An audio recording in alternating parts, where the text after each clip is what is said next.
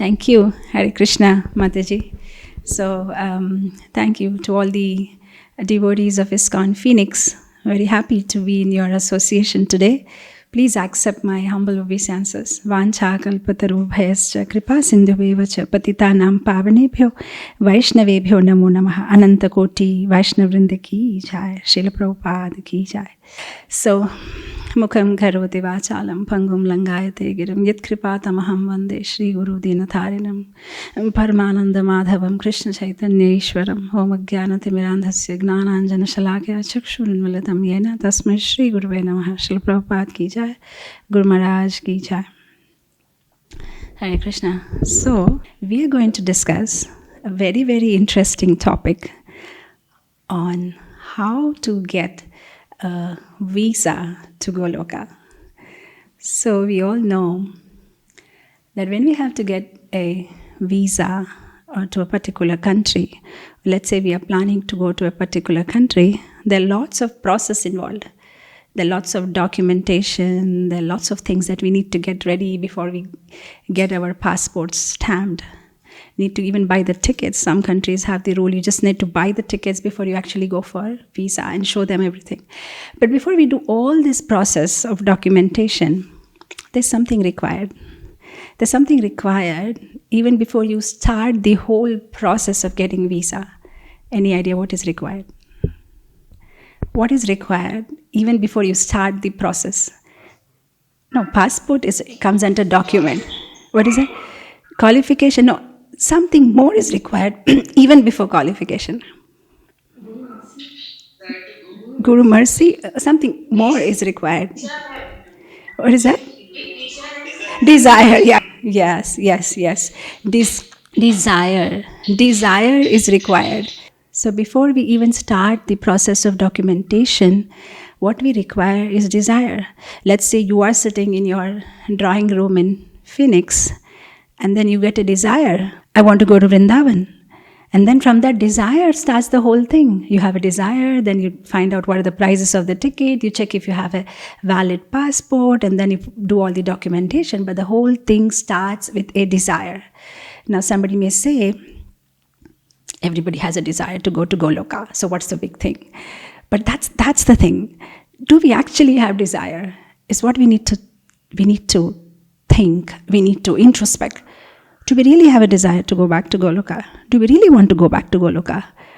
Or is it that we like this whole atmosphere, we like this spiritual atmosphere, but are we serious to go back to Goloka is one question we need to ask. Because if we really have desire to go back to Goloka, we can go back. It's very simple. But we don't have the desire, that's the problem. We like it. We like this whole process of Krishna consciousness, and maybe it may also be like a sattvic entertainment. The people who enjoy tamasic entertainment, just gambling or in a bar, or drinking some wine or having illicit relations, they're having tamasic entertainment. And then there are some people who have rajasic entertainment, and then there are a variety of people who have sattvic entertainment. So they like it. It's nice because whole week you are, on a 9 to 7 job, and you are meeting different people, and you have stress at workspace. So once in a week, you just rewind yourself. You just meet people of the same Indian community, have some Indian flavored prasadam, nice bhajan, soothing, mind is relaxed. That's about it.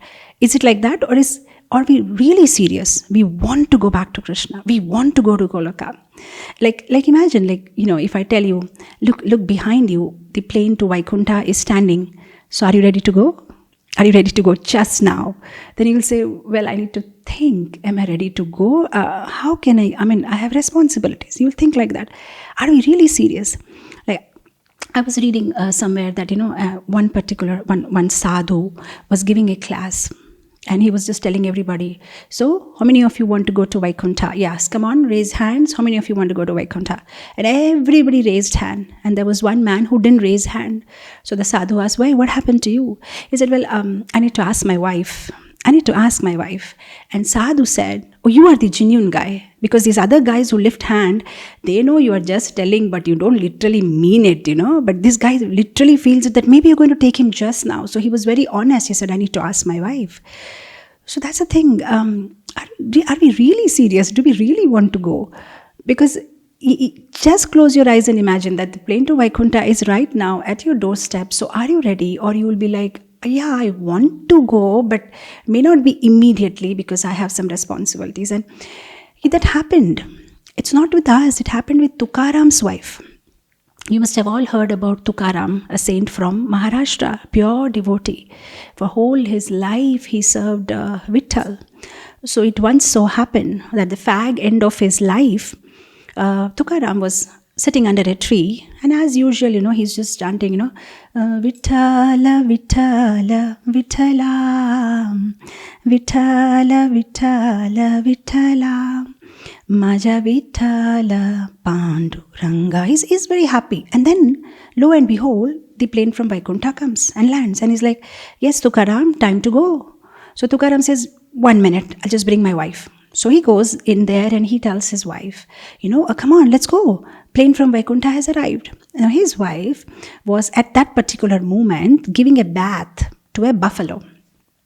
She was very attached to that buffalo because she brought that buffalo as a dowry from her mother's house. And she used to personally feed the buffalo and take care of the buffalo. So she says, I want to come, but now immediately may not be possible because I have to take care of my buffalo and this whole household. If I just leave, it'll become difficult. So maybe you can get going and I'll come later on. I'll join you later. And Tukaram is like, are you sure? I know the plane to Vaikuntha is right at our doorstep. And she says, I think you should get going. I think I need to take care of this household. So yeah, it happened. It happened with the wife of a pure devotee. When the plane to Vaikuntha was standing there, she didn't have a desire to go. So we really need to check, do we have a desire? Do we really want to go? See, we may be emotional. We may be sentimental. Sometimes we are like, I want to go back, But how serious we are is a question to ask. When we are asked in the Sunday feast class, so how many of you want to go to Goloka? And everybody's like, Jai, Jai, Jai, Haribol, But then, do you really want to go is a question to be asked. You like it. You like the whole process. You're very happy. But are you desperate is a question to ask. I'm reminded of one pastime His Holiness Giriraj Swami Maharaj was sharing. He was saying that when he was preaching in Chennai, he had organized one program for Prabhupada with the judge of the High Court. So this High Court judge, he organized a program for Prabhupada, and then after the program was over in a hall, he brought them to their house. So he's a rich man, so he gifted Prabhupada with a small silver Krishna. So Prabhupada took it. It was very costly, pure silver. And then Prabhupada put it up there, and little Saraswati, Malti Mataji's daughter, was playing. So Prabhupada asked Saraswati, Saraswati, who is this? And Saraswati said, this is Krishna. Prabhupada, this is Krishna. And then Prabhupada put it on the table. Now Saraswati started playing with it. So the other devotees were a little worried because it's very costly. She may just throw it somewhere. Children, they place and they just put it. So they took it from her and they were hiding it. And Saraswati was going to everybody, who has Krishna? Who has Krishna? Everybody was trying to pass on to each other, and they finally passed it on to Prabhupada. And Prabhupada was holding that and Krishna, and he was just, with his hand behind, And then Saraswati is like, where is Krishna? Where is Krishna? She's searching everywhere. Then finally, when the mother saw that she's getting too desperate, so Malti Mataji, she said, Saraswati, she gave a hint. She said, Saraswati, who has Krishna? Immediately Saraswati said, Prabhupada. Prabhupada has Krishna. I said, Prabhupada. So she ran to Prabhupada. I want Krishna. I want Krishna. And Prabhupada is, with his hand behind, he says, I don't have. And Saraswati is like, I want Krishna. I want Krishna. And then what Prabhupada saw is, after some time, her eyes were filled with water. She was like almost crying. And then Prabhupada takes out his hand from behind and gives Krishna to Saraswati. And then Prabhupada says that this want for Krishna is wanted. This want for Krishna is what is wanted. This desire that I want Krishna. If we have that desire that I want Krishna, we'll get it. But do we have that desire is a question mark. You see, Rupa Goswami in his Padyavali, he quotes a sloka from Chaitanya Charitamrita Madhya Leela, chapter 8, sloka number 70. He says, Tatra laulyam api mulyam ekalam. Tatra laulyam. That greed that I want Krishna is the price you pay to get Krishna. But the problem is that greed for Krishna is very rare. Even if you have done hundreds and thousands of lifetimes of pious activities, you still can't develop that greed for Krishna. And then he says, if that greed for Krishna is available in a marketplace for purchase, go ahead and purchase it without delay. If it's available, purchase it. So that getting that greed for Krishna, that desire for Krishna is very important. And we, as devotees, we need to work on that, We may be sometimes, on a high, wow, I want to go to Krishna, but it may not be a necessary redirection of heart. It may be just temporary emotion. Like, for example, I've seen personally, there are some Matajis or some Prabhujis, they're watching some Bhakti TV, some channel they're watching, Mahabharata, Ramayana. And Ravan is taking away Sita, and there are tears coming in their eyes, and we feel, wow, and they're like pure devotees, crying. When the gopis are separated from Krishna in the Rasa Leela, they are crying. But the very next moment, they change the channel, and there's a Bollywood movie going on, and the hero and the heroine are getting separated. And they're again crying, oh, the heroine is getting separated from, the hero. And then they change the channel and there is cricket going on and they're again crying, Virat Kohli lost the wicket. And they're still, so you may cry, but that doesn't necessarily mean that you have desire for Krishna. You may be an emotional person, a sentimental person, and, but there's no proper reasoning. So, how do I develop that desire? I want to have a desire to go back to Krishna. So how do I develop that desire? Now there are 3 things we can do to develop that desire for Krishna. So these 3 things are, we need to read scriptures. With reading of scriptures comes reasoning. There are 3 things. R-A-P. We need to read scriptures, we need to associate with devotees, and we need to purify. So when we read scriptures, then we get attraction towards Krishna. We want to go to Krishna because we read about him, heard about him, right? Like let's say, for example, there's some man from Africa. And now we all know, like even in India, the public transport system is not so well coordinated. So let's say somebody from Africa and he's from a place where, the public transport system is really bad. So, he's from a place where, you stand under a bus shelter and, sometimes the bus may come in 5 minutes. Sometimes the bus may come in 5 hours. You never know. It's all your luck. And this man goes to Europe. And there he sees a well-coordinated public transport system, They just tell you on the screen, your bus will be here in 1 minute, 37 seconds. And yes, the bus is there in 1 minute, 37 seconds. Now he will be surprised. My God, never saw such well-coordinated systems, how everything is so well organized. Now he may tell his friends back in Africa, look, I'm in a place where, this is how it is. And they will say, oh, really? Is it possible to have such a system? And he says, yes, I'm seeing it. It's so perfect. Everything is so organized here. The roads are so clean. Everything is so perfect. Now what will happen?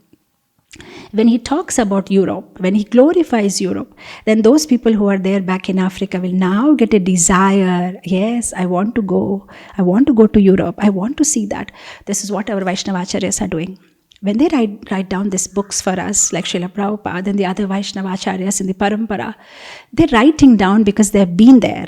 They've been there. They are from Goloka, and they have those memories and they write it down. Okay, this is what is there, that is what is there, and that what is attracts us and a desire to go there develops, right? See what we read in Brahma Samhita. Chintamani prakara sadma sukalpa vriksha lakshávriteshu sudabhira bhipalayantam lakshmi sahasra sata sambrama sevyamanam govindamadi purusham tamaham bhajami. Chintamani prakara sadma sukalpa vriksha. The spiritual world is made up of, those chintamani gems, those rare diamonds and gems, wish-fulfilling gems. And there are hundreds and thousands of desire trees. And there are hundreds and thousands of Lakshmi who are serving Krishna with awe and reverence. And when we hear all this, then we want to yes, I want to go.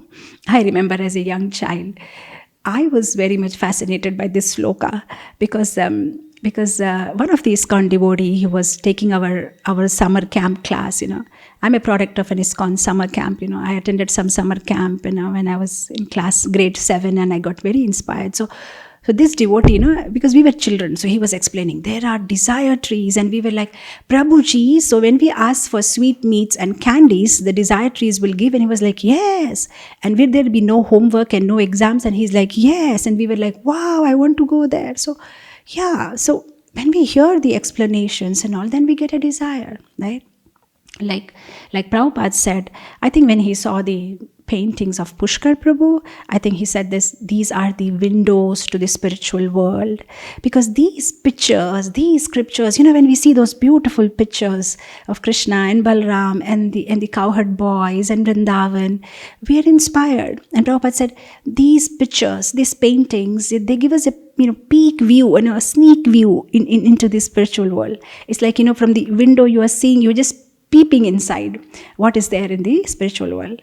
I remember one pastime of Prabhupada, Prabhupada was in his room, and there was one very beautiful picture of Goloka Vrindavan, some cows and Krishna, and Prabhupada was staring at that picture for a long time, and then his servant was looking at Prabhupada, and then Prabhupada turned towards his servant, and Prabhupada said, you want to go there? You want to go there?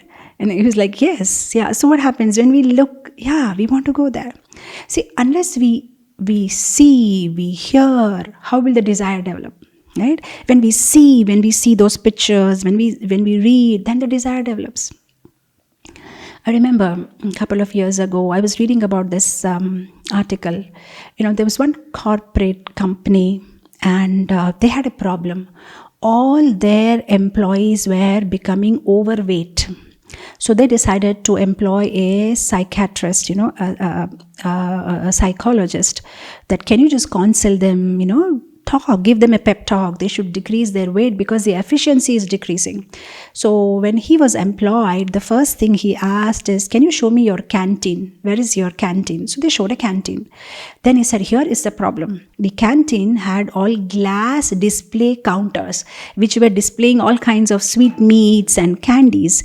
And he said, I don't mind, you can sell them. Only thing is, don't put them in glass display counters. Just cover them with cloth. So if somebody comes and says, yes, I want to have a gulab jamun, he can have, but don't display it. Because what happens when it is on display, you may not even intend to have, but when you walk in there and you see them, it happens all the time. You go to a sweet shop in India, or for that matter, you go to a departmental store, you simply wanted to buy some butter and cheese, but you end up buying so many things because they're all put there on display, and then you'll be tempted, all right, this blueberry jam looks yummy, and this is, and then we start taking things which we never even intended. Many years back in India, there was no this concept of big malls and all, and we simply had those small kirana stores, general store. You just make a list, I want half kg turmeric, 1 kg chili powder. We used to go give that list to the grocery man, and he will pack up everything and give, and life was so beautiful. But now you have those big malls, and you have this shopping cart, and then everything is put on the display, and then you just keep walking, and even if you don't want, you start picking up things. So now what happens when things are on display? Then you have a desire to get them. Same thing happens when we read about Krishna, when we hear about Krishna, when we look at the beautiful pictures of Krishna, then the desire to go back to Krishna develops. So the first thing is R, reading scriptures. Reading scriptures also gives us a reasoning. Then our Krishna consciousness is not a sentimental process. There is a reasoning. We think, yes, there must be a higher world. Why do I have this longing of a lasting love? Why do I have a longing to stay permanent? Why do I have a longing that I don't want to die? Why is this whole world trying to stop the process of death? Everybody, all these scientists, they are working to get some solution that we can, increase our lifespan. So where is this longing for living permanently come? That means there must be some world out there which is permanent. So all that reasoning will come when you read the philosophy, when you read the scriptures. You'll develop an attraction towards Krishna. So to develop the desire, the first thing is reading. Second thing is association. When we associate with devotees who are from there, or who are going there, or who are aspiring to go there, then you will also have a desire to go back. Like, in India, it's very prestigious to be part of Indian Institute of Technology, IIT. All the parents want their children to become IIT, graduates. And they push them. And one way of pushing them, what they do, they put them in IIT coaching centers. Now, when they're put in that coaching centers, even if they didn't have a desire to become an engineer, because they're associating with the children who have that same desire and passion, and they're always talking about, we are going to crack this exam and we're going to do this. And ultimately by associating, they also develop that passion. Yes, I want to crack this exam. So when we associate with devotees, association shapes our desire. We may have a desire, but association will shape that desire. Right? So when we associate, with devotees, with senior devotees, or they will help us to channelize our desire in proper way. See, I remember this story of one disciple. He was very sincere, and he was doing tapasya. He was doing his meditation on the bank of the river. And he'd been doing it for many years. So one day he gets frustrated and he comes to his guru and he says, Guruji, I have been meditating for many years now, but I don't see Krishna. Krishna has not, come in front of me. What is this happening? And not only is Krishna not seen, even Indra is not sending any apsaras. At least Indra should send some apsaras, to disturb my meditation. Nobody seems to be bothered about me. What is this happening? I'm sincerely doing it. So then Guruji says, all right, I'll look into the matter tomorrow. So next day morning, Guruji goes to his hut where he's staying. And Guruji says, let's go and take a holy bath. So the Guru and the disciple, they enter inside the water. And what does the Guru do? Guru takes the head of his disciple and he dunks him in the water.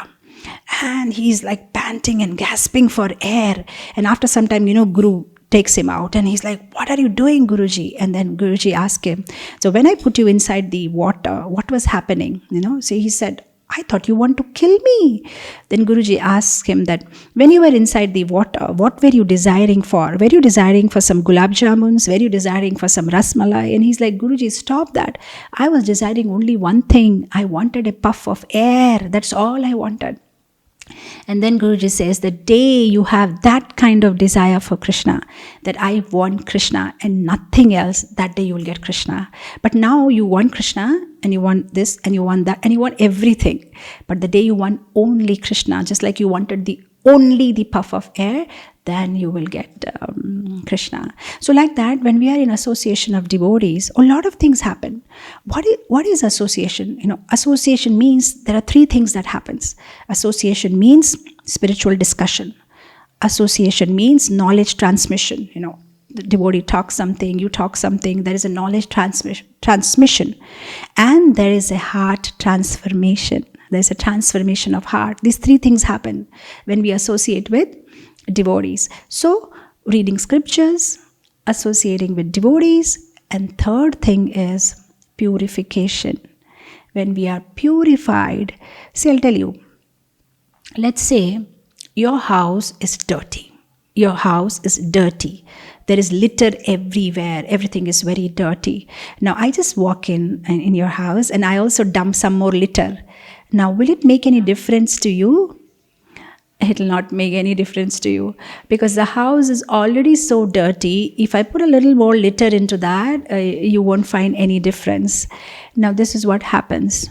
Our heart is already so full of so many trivial and casual desires that among all these desires, if I develop one more desire that I want to become Krishna's devotee, this desire will get lost somewhere among my so many other 30,000-40,000 desires. But if the house is clean and then I come and put something, oh, you will make it out. Hey, you have put this in my... Then you will make it out that yes, you have put this in my house. So now when our heart is clean, and then if this desire enters, Guru Krishna Kripate Pai Bhakti Lata Beej, when our heart is clean, when it is fertile, when it is neat and clean, and now when with the mercy of Guru and Krishna, the seed of devotion is put in there, then what will happen? It will sprout. So how do I purify my heart? So we purify the heart by following the 4 rules and regulations. No meat eating, no illicit sex, no gambling, no intoxication. When we follow these 4 rules and regulations, then what happens? Our heart becomes purified. And then in this purified heart, the desire for Krishna can stay longer and can be stronger and longer. So when we are in mode of goodness, then magic of Krishna works faster, right? So we discussed 3 things. To develop the desire to go back to Goloka, we need 3 things. To develop the desire, we need the association of devotees, we need reading of scriptures, and we need purification. When these things happen, then a desire is born in our heart. I want to go to Krishna. Okay, now the desire is born. So what's next? Eligibility, right? Now the moment the desire is there in your heart, yeah, I want to go to India. So now you have to check, is my passport valid? Am I eligible? Does my country have a friendly relation with India? Are we eligible for visas or not? Same thing in our life. Now, are we eligible? Now, coming to eligibility, there is good news. We are all eligible to go back to Krishna. Everybody, every single one of us, every jiva is eligible. Why are we eligible? Because we are all part and parcel of Krishna. We are all part and parcel of Krishna, and we came from him. So we are all eligible to go back to him. So there is no issue. But there is an issue. There's no issue as such, but there's a little issue. We are eligible, but we are not qualified. That's the problem. There's a difference between eligibility and qualification. See, like in India, we have this exam. It's called IAS, Indian Administrative Service. Now, if you want to get inside that, the eligibility is you have to be minimum graduate. The eligibility is you have to be minimum, I think, 21 years age. So these are the eligibility. What is the eligibility to get inside that competitive exam? So once you are eligible, then you can get inside that room. They'll give you an examination form. You fill up you write down the exam. You have to crack it. Then you will become qualified to get into the college. So this is the whole process. So there is certain eligibility, like you want to get visa. Do you have this document? Do you have a valid passport? Yeah, but then you go to the visa center and then they see whether you are qualified. What's your purpose? Where do you want to go? What do you want? Who is there? When will you come back? They'll ask you all questions and then they'll qualify you. This is what happens with the Krishna conscious procedure also. Yes, we are all eligible, but we are not qualified. So how do we become qualified? So to become qualified, we need to have a transformation of heart. We have to have transformation of consciousness, because Goloka Vrindavan is not some geographical location, which you just put it on a map. This is America, this is Canada.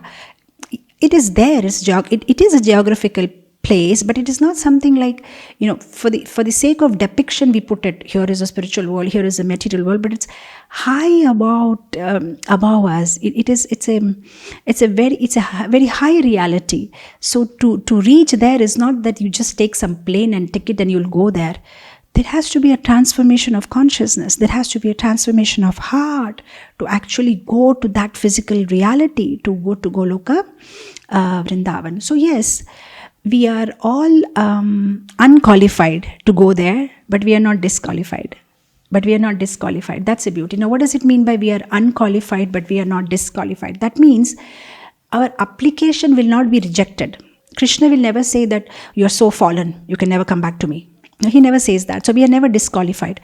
But at the same time, we are always unqualified. Why are we always unqualified? Because at no point of time can you tell Krishna, hey, look, I've been worshipping you, for so long now, and I've been attending Mangalarti and I've been chanting, so now is a time you have to take me to Goloka. You can't say that. We can go there only by Krishna's causeless mercy. What is causeless mercy? That's one thing we need to understand. Causeless mercy means Krishna's mercy is reciprocal, but it is not necessarily proportionate. So sometimes you see some devotee is doing little seva, but he gets so much mercy from Krishna. And sometimes we see a devotee who's doing so much seva, but he gets little mercy from Krishna. So, magnitude of our endeavor cannot control Krishna's mercy. Krishna's mercy is not dependent on your magnitude of endeavor. How much seva you did, that much mercy. No, it's reciprocal. But it may not be necessarily proportionate. That's why it's called causeless mercy. It's his will and wish, how much mercy he will show. See, I'll tell you one very nice story from the Bible. And there was one man who was very rich. So one day he just walks around, and then in a marketplace he finds a couple of people who are unemployed and very poor. So out of compassion he says, come to my farm, work in my farm and I'll pay you. So they're very happy. They go and they work in his farm. By mid-afternoon, when the rich man was walking back from the market, he sees some more people who are poor and unemployed. So he says, come, I'll give you some work. So then he employs them. Now by the evening he starts paying everybody their wages. Now, to the surprise of everybody, he pays everybody equally.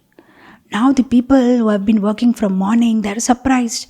We are working from morning and we get the same pay. And these people have started working only from mid-afternoon and they get the same pay. How come? So then this man explains, look, this is my money, my farm, my wish. You were unemployed, you were in need of money, I brought you, you work for me, I gave you money. Now, how much I give you, how much I give these people is my discretion. This is how Krishna's mercy is. How much mercy he wants to give, when he wants to give, that is his discretion. We cannot challenge Krishna. We cannot question Krishna. So what can we do? Yes, we can make an endeavor. We can make an endeavor because our endeavor will let Krishna know that Krishna, we want your mercy. That Krishna, we want your mercy. Yeah, we can make Krishna know that, but not necessarily it'll Krishna is not obliged, like I remember one pastime of Prabhupada. Prabhupada was on a morning walk, and then he sees on the riverside there are some ducks, they're quacking, and there's one man who is just throwing some food crumbles to the duck. And what they observed is, this man was giving food to everybody equally, but there was one particular duck, it was quacking a little more. And that drive the attention of the man, and he ended up giving more to that duck because the duck was quacking a lot. But then, all said and done, the duck can quack, but the man is not obliged to give it more. It is up to his discretion. But at least by quacking, you can drive the attention of Krishna. This is all we can do by our endeavor. Krishna is not obliged to, show, give back what we are doing or serving him. But by our endeavor, we can drive his attention that, look, Krishna, I'm waiting for your mercy, or I need your mercy. This is all we can do, right? So this is what we have to remember. We are always unqualified, but we are not disqualified. Krishna will show his mercy. So the eligibility is that we have to transform our heart. We have to transform our heart, and we have to make an endeavor to drive Krishna's attention. So we did two processes. The first thing is we have to have a desire. Second thing is eligibility. Now we are done. We have a desire and we are eligible. We are all ready. Now the process starts. Now the process of documentation. What is that process? The process is conscious effort of being Krishna conscious. That means we need to choose consciously to be conscious of Krishna. This is what is required. That's the whole process. That's the essence. That's why Srila Prabhupada called our movement International Society for Krishna Consciousness, because that's the only process. That is the process to go back to Krishna. There's nothing else. We need to be conscious of Krishna. That's it. That's the essence. What all services that we are doing, it's simply to facilitate this feeling of being or Krishna conscious. We have to be Krishna conscious. That means we have to sacrifice. What is that sacrifice? Sacrifice doesn't only mean yajna, where you sacrifice some rice or some grains. So sacrifice means you sacrifice something of your present for your future. That means you sacrifice. See, now our consciousness is into so many places, and maybe that is giving us some pleasure, but we need to take out our consciousness from that and invest it into Krishna. And when we do that, then we become then we become qualified, or then the process of visa stamping will start, and we can go back to Goloka when we are conscious of Krishna all the time. What Krishna wants, he's always talking about it. Man mana bhava mad bhakto madhyaji mam namaskuru. Think about me. Give your mind and intelligence to me. Right? See, there are two problems we have. One is the bhoga vritti and one is the aishwarya. Either we are always engrossed in these two things. Either we are running towards bhoga, sensual pleasure, or we are running towards accumulating wealth. That is why you see the Vaishnava acharyas, they're always talking about these two things, and they give analogies about these two things. Like Jiva Goswami says, what he says, Manobhiramata. He said, Krishna, may my mind be in you, just like a young boy's mind is attracted by a young girl, and a young girl's mind is always thinking about a young boy. May my mind think about you. That's what Jiva Goswami says, in the similar way, because that's extreme, the way they think about each other. And then you see in Bhakti Vinod Thakur's songs, he's saying that just like a materialistic person is always thinking, I have this much money today, and tomorrow I'll have this much more money, and then day after I'll have, how will I make more money? I'll get interest from this FD, I'll get rent from this property. He's always calculating. Like that, a devotee is always calculating. Today I am this much Krishna conscious, tomorrow I want to be more Krishna conscious, and I want to be more Krishna conscious, right? So this is the thing. We have to transform our heart. We have to invest our consciousness in Krishna. We have to transform our lust to love. Right? Ravana had a lust for Sita, but Hanuman had love, serving attitude, right? From cruelty to compassion. Mrugari had a cruelty, he was killing animals, half killing them. And then compassion of Gautam Buddha. When he saw somebody dying, he had compassion. So you have to transform from lust to love, cruelty to compassion, arrogance to humility. We see how, Daksha Prajapati, he was so arrogant. And then we see the humility of Sanatan Goswami, right? Revengeful attitude, revengeful attitude to forgiveness. We see the revengeful attitude of the queens of Maharaj Chitraketu. They wanted to kill the son of Kritadriti because she had a son and they didn't have children. So revengeful attitude to compassion. We see the compassion of Parikshit, or forgiveness of Parikshit Maharaj. He forgive Shringi. Parikshit Maharaj forgive Shringi.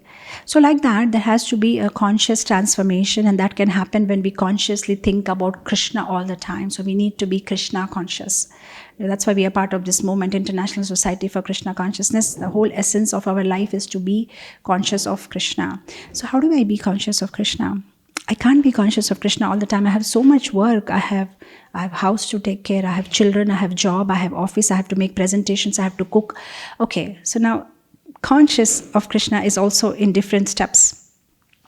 One way of being conscious of Krishna is when you are directly thinking about Krishna. That means you are thinking of Krishna. When you are reading scriptures, when you are seeing the deity, when you're hearing about Krishna, when doing your japa, this is thinking of Krishna. And then there is something called thinking for Krishna. Now, in thinking for Krishna, you may not be directly thinking about Krishna. Maybe you are constructing a temple for Krishna. Maybe you're distributing books for Krishna. At that time, you have so many other things in your mind. You have to speak with the marble contractor. You have to speak with the architect, the interior designer, the air conditioning people, the engineer. You're not thinking about Krishna, but you are thinking for Krishna. So there is something called thinking of Krishna. There's something called thinking for Krishna. And then there is something called thinking of a thing by which we can think of Krishna and think for Krishna. That means thinking about something which, when settled, you can have more time to think of Krishna and think for Krishna. Let's say I have to finish my cooking quickly so that I'll have time for my japa, so that I can have time for my hearing. Or let's say I have to finish up my PPT presentation for my office today quickly so that I can think of Krishna and think for Krishna. So like that, here I'm not at all thinking about Krishna. I'm thinking about my PowerPoint presentation, but I'm thinking of a thing by which if I settle it properly, I can think of Krishna and I can think for Krishna. Then I'll have time to go for my Sunday program. I'll have time to do my seva, or I have time to give seva for a Gita Marathon month. Like that. So yeah, there are different ways, and everything is okay. We don't need to feel guilty about it, because it all comes into the larger picture. So when we think for Krishna, think of Krishna, and think of things by settling which we can think more of Krishna. But the whole point is we have to consciously choose to be conscious of Krishna on a regular basis, because if we keep doing it, then ultimately at the fag end of our life, we will be absorbed in Krishna. And when we are absorbed in Krishna, then we can actually go to that special destination, Goloka Vrindavan, where we are all planning to go. You see, what Bhishma says in the Canto 1, Chapter 9, text number 32. He's also talking about thinking of Krishna. You see that translation, it's given, let me invest my thinking, willing, feeling unto the all-powerful Lord Shri Krishna. My mind has been so far invested in different activities and occupational duties. But now I want to take off my mind from there and invest in Krishna. Right? It's a very beautiful sloka.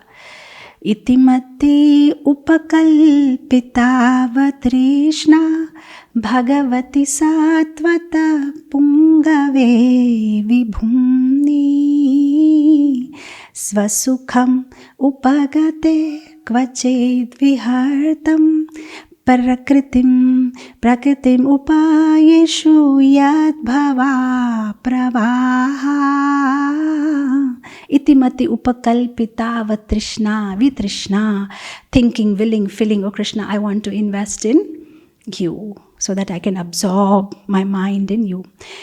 And if we do this whole life, then what will happen at the end?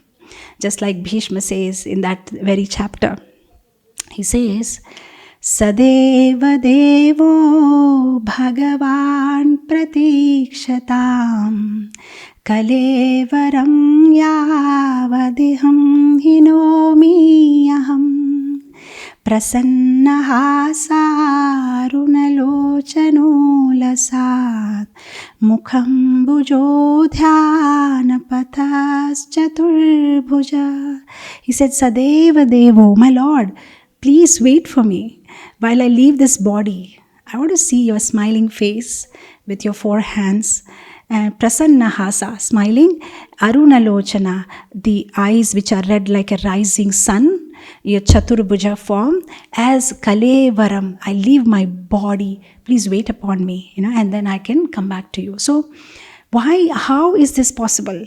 When you have consciously given your consciousness to Krishna whole your life, then at the end of your life, Krishna will be waiting for you, and you can absorb yourself into Krishna. So when the devotees leave the body, they're actually not going away from home.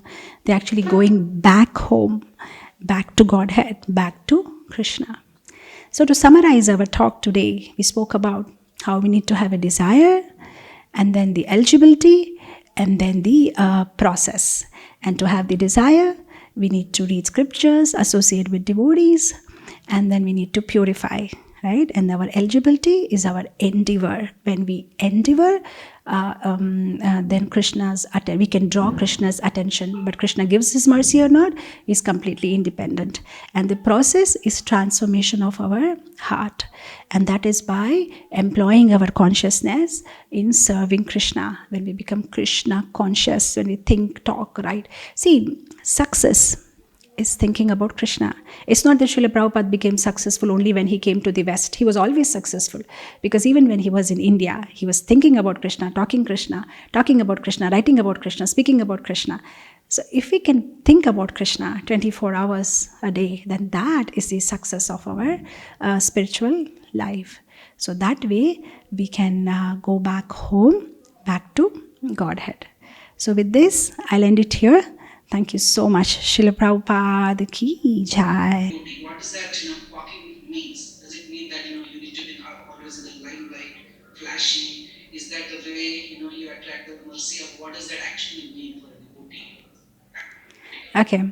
What I was trying to say by quacking is by making conscious efforts. That means you are serious about Krishna consciousness and you are rendering service and you are serious about the whole process.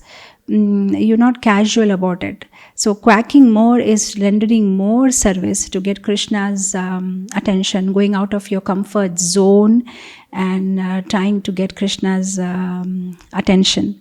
So that means doing more service for Krishna, making conscious effort to improve our chanting, japa, serving the devotees, doing our sadhana properly. So like that way we can get the attention of Krishna. So doing more than we can actually do.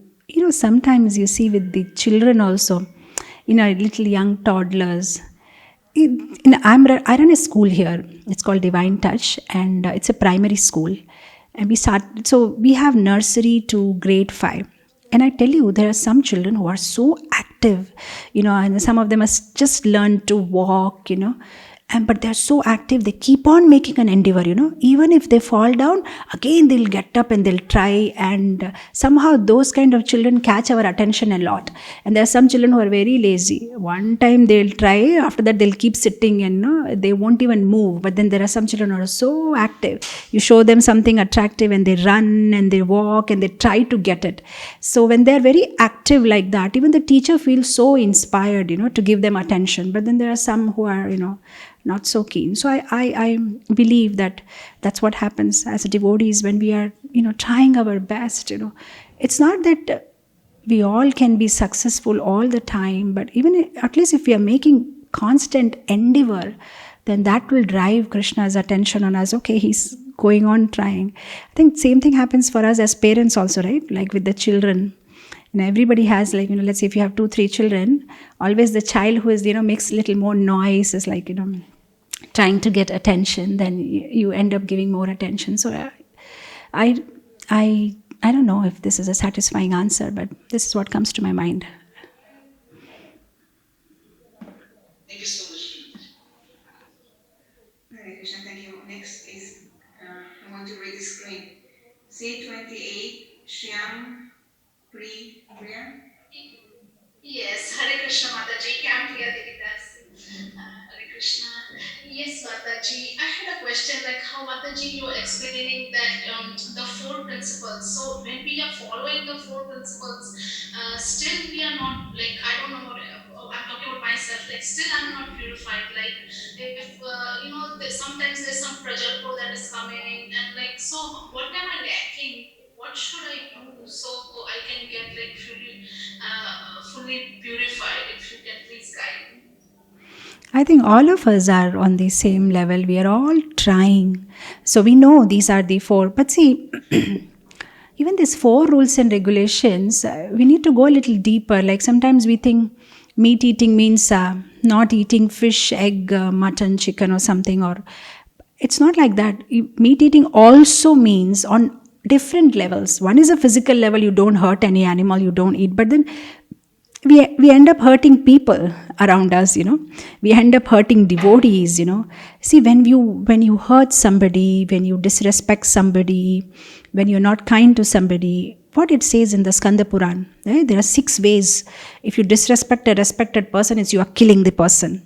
If you don't smile when you see a devotee, it's an offense. When you insult or criticize a devotee, it's an offense. So like that, we end up doing so much meat eating by being unkind to others, by piercing their heart with our harsh words. So meat eating also means, physically you don't do it, but you don't do it on the mental level. So you don't criticize devotees, you don't offend devotees. You are careful.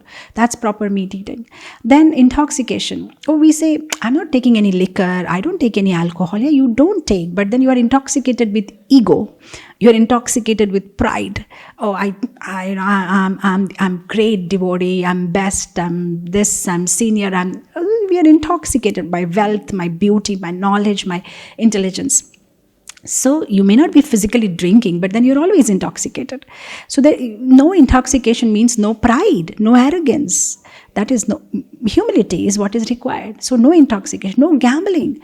We may not be actually gambling, but we are gambling with time. There's so little time. We need to be, serious in going back, but we're gambling with time. Today I'll do 64 rounds. One day I'll do 8 rounds. One day I'll do 16 rounds. My will and wish.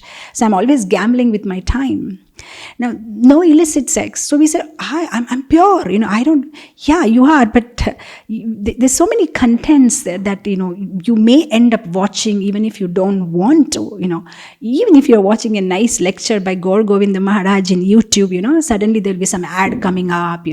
There's so many things. There are newspapers, magazines, hoardings, people around.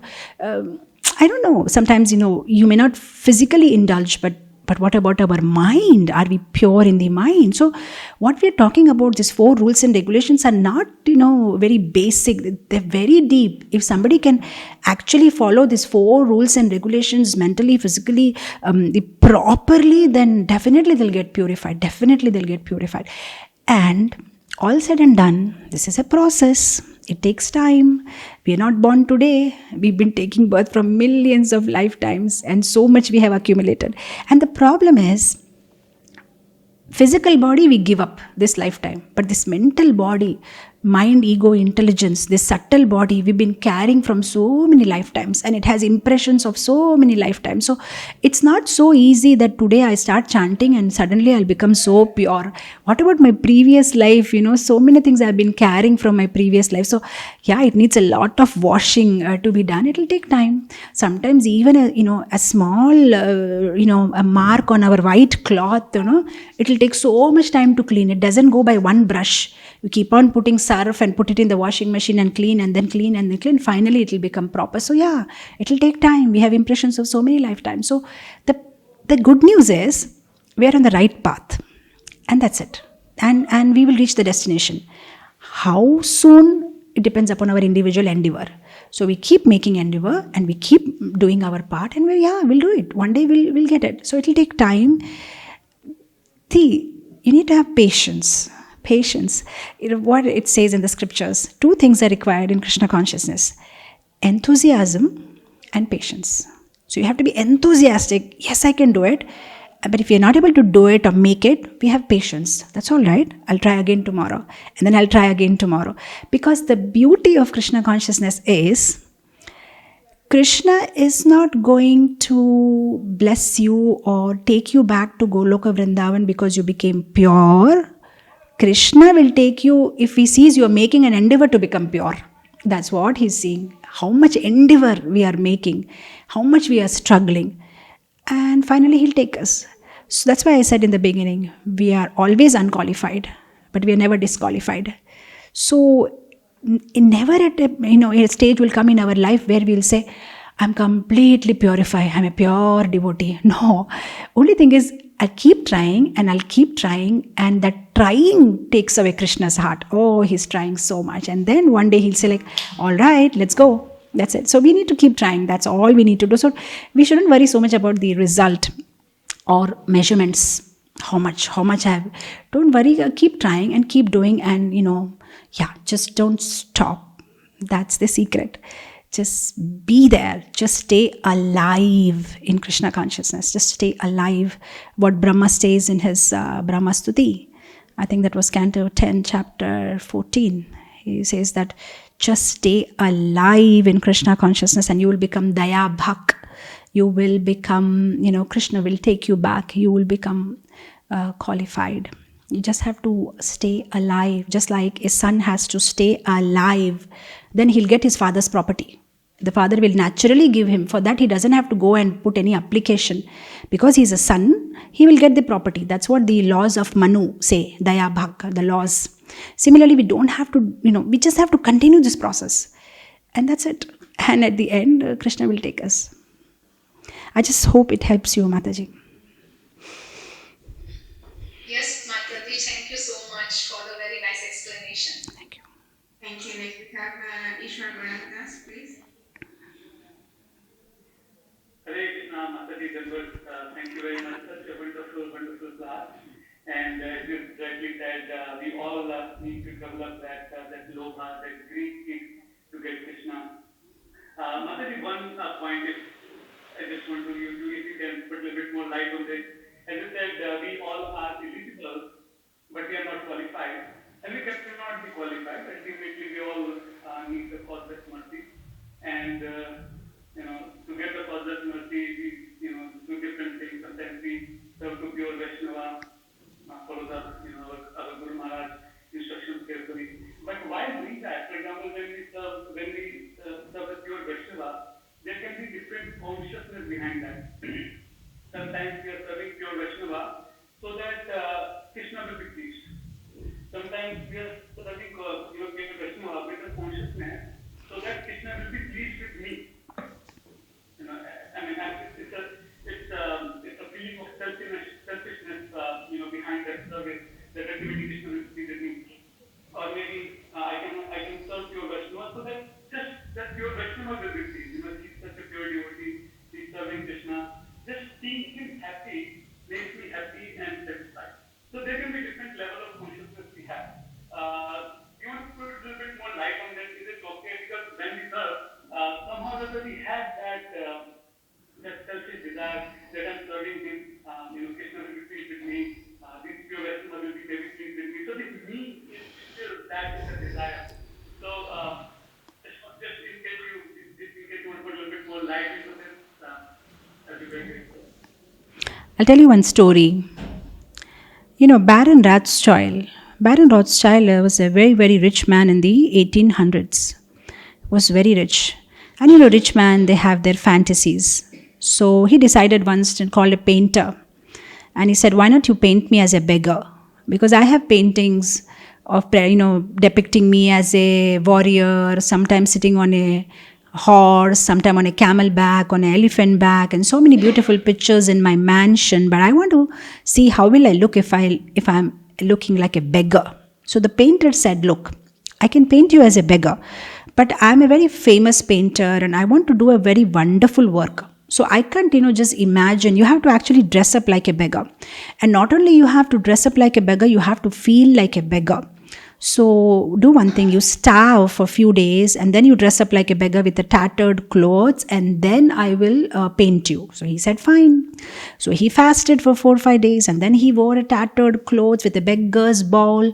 This was in France somewhere and he was standing near a mansion, outside a mansion with a beggar's ball on a traffic road, and the painter was on the other side of the road and he was painting this fellow as a beggar.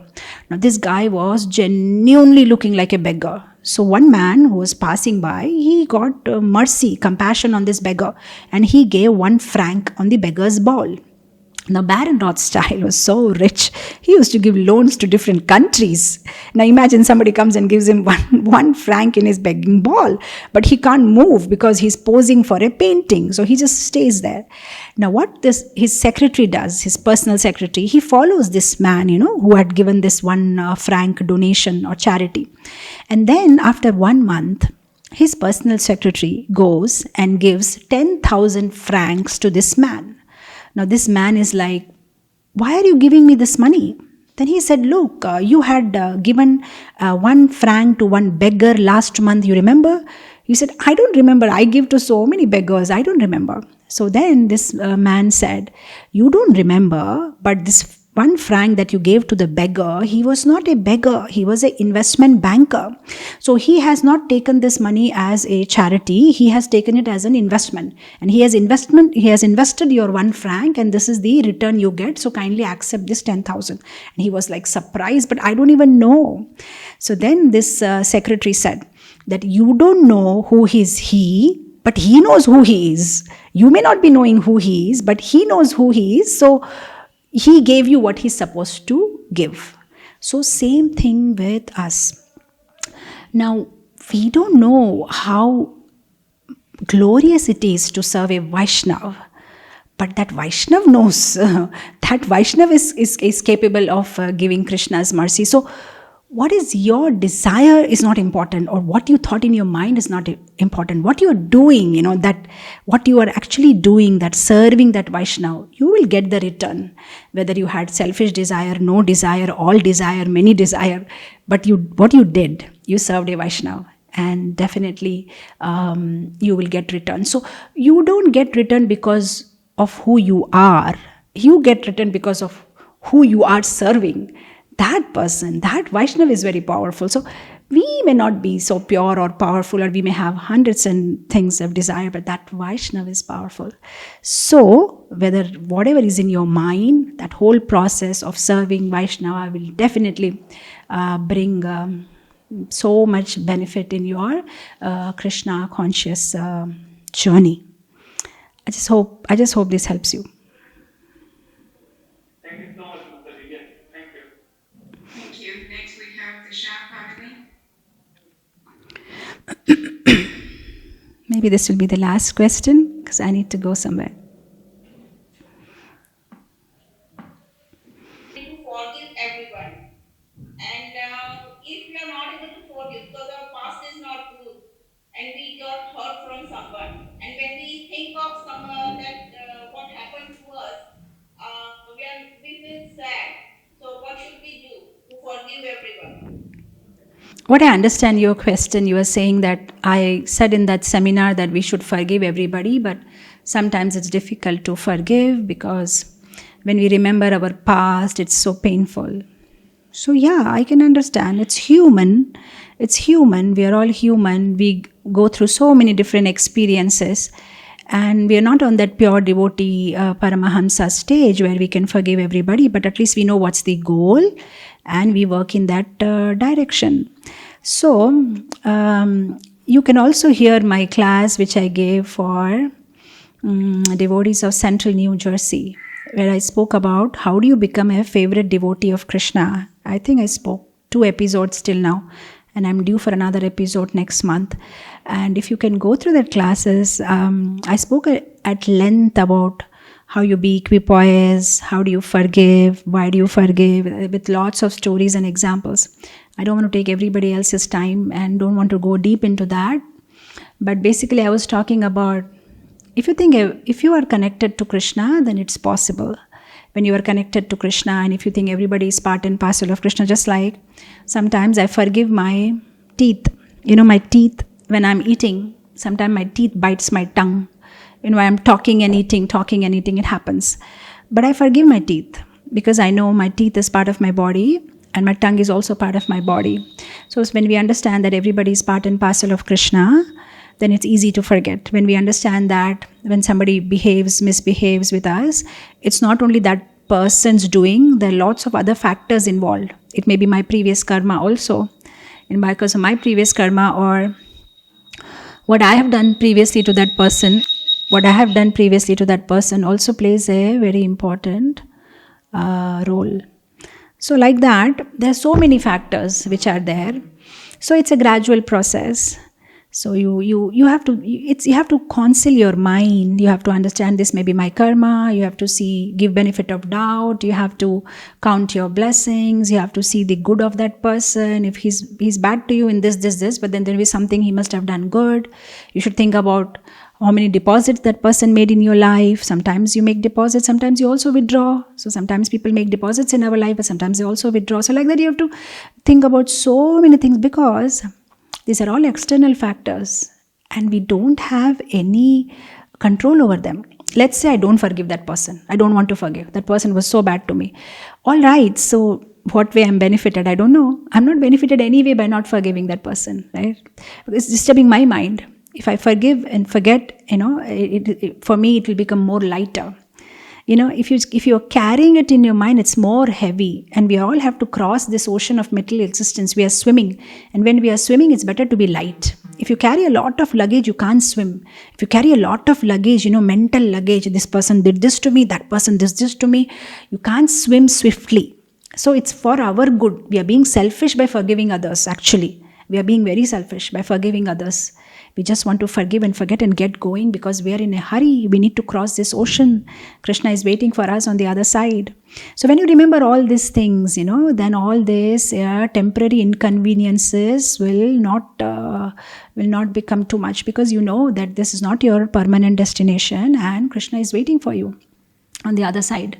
Sometimes, even when you are in a journey in the plane, many times it happens to me. I always decide when I'm traveling, I'm traveling out of the temple management and school management and all. I have so much time. I'm going to read Bhagavatam and enjoy. And it happens to me so many times. And I'm like all ready with my Bhagavatam, and then I'm sitting in the plane and I'm going to open it.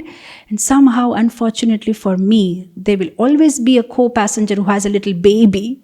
And that whole 1 hour, the baby will cry. And I'm like, I can't read it. And it always happens to me, because when I'm traveling alone, let's say I'm a lady, so they always try to put me with some other lady, In India, they're very kind, they just make sure.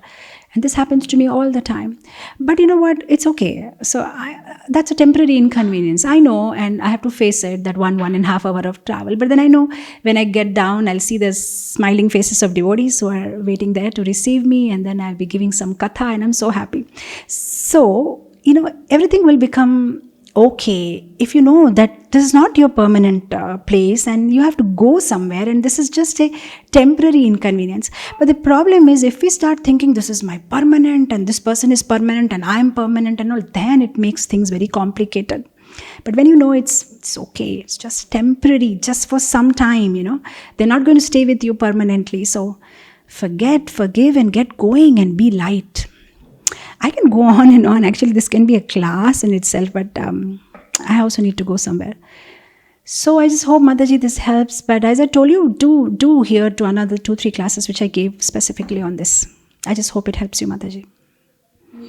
Yeah, I got it. Thank you. Hare Krishna. Thank you very much, Mataji. I think I'm sorry we cannot go through all those remaining questions, but Mataji needs to go. But I will let our temple president, Madam Pramad Devidasi, connect. Madam, please. Hare Krishna, Mataji. Hare Thank Krishna. you so much for a wonderful class and your association. I know it's just virtual association, but we really appreciate your time and, like I said, time and association with a wonderful class. Hopefully, you can come and visit Phoenix sometime in the future when everything opens up. But we can definitely connect with you again with Zoom. I think I see that a lot of people connected and very nice response, a lot of compliments. Definitely a lot of learning, and you had some nice katha, and very nice to hear about Prabhupada's pastimes in there also. Thank you very much for Thank you. beautiful class. Thank you so much. See you again soon, and please stay in touch and have a great Krishna conscious day. I know you are yours this morning now. Yes, yeah. Yeah. Thank you so much, Mataji. Thank you so much for your kind words. Thank you to all the devotees. Vancha kalpatarubhayascha kripa sindhuvevacha patitanam pavanebhyo vaishnavebhyo namo namah. Ananta koti Vaishnav vrinda ki jai. Srila Prabhupada ki jai.